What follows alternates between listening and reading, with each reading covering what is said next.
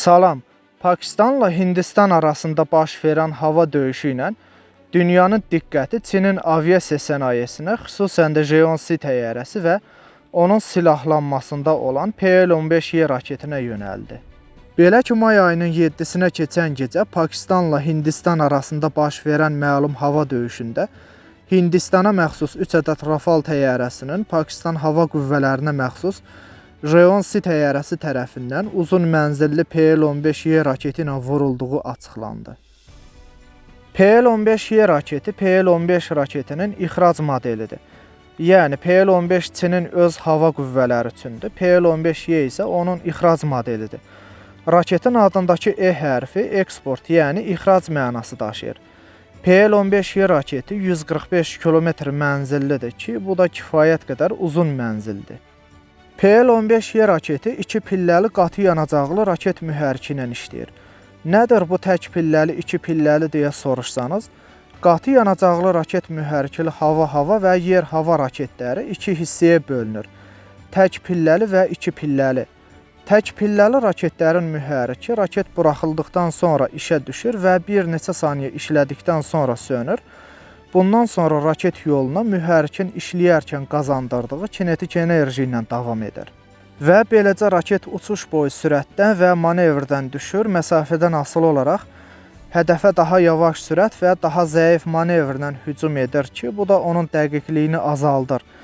Yəni, hədəf nə qədər uzaqda olsa, raket o qədər zəifləmiş olur və beləcə hədəfə zəif sürət və zəif manevrlə hücum edir. Bu da onun hədəfi vura bilməməsinə gətirib çıxarır. 2 pilləli raketlərdə də yenə birinci mərhələdə mühərrik bir neçə saniyə işlədikdən sonra sönür. Bundan sonra raket yoluna mühərrikin qazandırdığı kinetik enerji ilə davam edir. Daha sonra terminal mərhələdə raket hədəfə yaxınlaşdığı zaman onun mühərriki ikinci yanacaqla yenidən işə düşür, raketə təkrar sürət manevr qazandırır. Beləcə raket hədəfə yüksək sürət və yüksək manevrlə hücum edir. Bu da onun hədəfi yüksək dəqiqliklə vurmasını təmin edir. Həmçinin PL-15Y raketi aktiv radar başlıqlıdır və bu radar AESA radarıdır. Qeyd edim ki, radar başlıqlı raketlər yaraktiv radar başlıqlı və aktiv radar başlıqlı olmaqla 2 hissəyə bölünür. Yaraktiv radar başlıqlı raketlərdə raketin burun hissəsində passiv qəbul edici radar başlığı var. Ana radardan, məsələn, hava raketidirsə, təyyarənin radarından və ya hava hücumundan müdafiə raketidirsə, yerdəki radardan gələn siqnalı qəbul edir, amma özü hədəfə siqnal göndərə bilmir. Yəni, özü hədəfi görmür. Buna görə də raket hədəfi vurana qədər təyyarə hədəfi radarında izləmədə saxlamalıdır. Aktiv radar başlıqlı raketlərin isə burun hissəsində aktiv radar olur. Amma bu raketlərin çapı kiçik olduğu üçün radarı da kiçik olur. Buna görə uzaq məsafələr görə bilmir. Radarın mənzili qısa olur. Bu səbəbdən raket hədəfi öz radarında görənə qədər təyyarənin radarı tərəfindən yönləndirilir. Raket hədəfi öz radarında gördükdən sonra hədəfi özü avtonom şəkildə təqib edib məhv eləyə bilir. Yaraktiv radar başlıqlı raketləri radioelektron mübarizə ilə qarışdırmaq, təyyarənin radarı ilə əlaqəsini kəsmək mümkündür.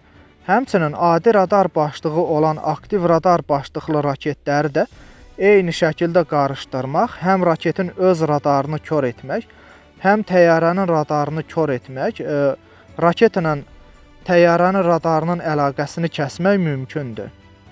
Lakin radarı AESA olan həm raketin radarını, həm onu idarə edən təyyarənin radarını qarışdırmaq çox çətindir. PL-15Y də məhz AESA radarıdır. Bu da onu rəqibləri arasında daha təhlükəli edir.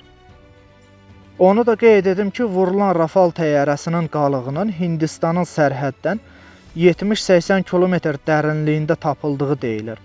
Bu döyüşdə də hər iki tərəf sərhəd xəttinə yaxınlaşmamışdı. Öz ərazisindən döyüşürdü. Əgər J-10C təyyarəsinin Rafale təyyarəsini Pakistanın 20-30 km daxilindən vurduğunu nəzərə alsaq, bu 100 km ətrafı məsafə deməkdir. Bu da kifayət qədər böyük məsafədir və PL-15Y raketi üçün böyük bir uğurdur. Qeyd edim ki, PL-15Y raketi həm J-10C təyyarəsinin silahlanmasına daxildir, həmçinin bu raketi JF-17 Block 3 təyyarəsi də istifadə edə bilər. Bu raketin mənzili də JF-17 Block 3-ün radar mənzilinə uyğundur. Bu da radar döyüşündə JF-17 Block 3-ə hədəfləri daha uzaq məsafədən vurmağa imkan verir və onu hava döyüşlərində daha təhlükəli edir. Beləliklə, Azərbaycan JF-17 Block 3 təyyarəsi ilə yanaşı, bu təyyarə üçün Çindən PL-15Y raketini də ala bilər. Bəs bu barədə siz nə düşünürsünüz? Fikirlərinizi mənimlə bölüşməyi unutmayın. Videonu bəyənməyi, kanala abunə olmağı da unutmayın. Gələn videolarda görüşənədək hələlik.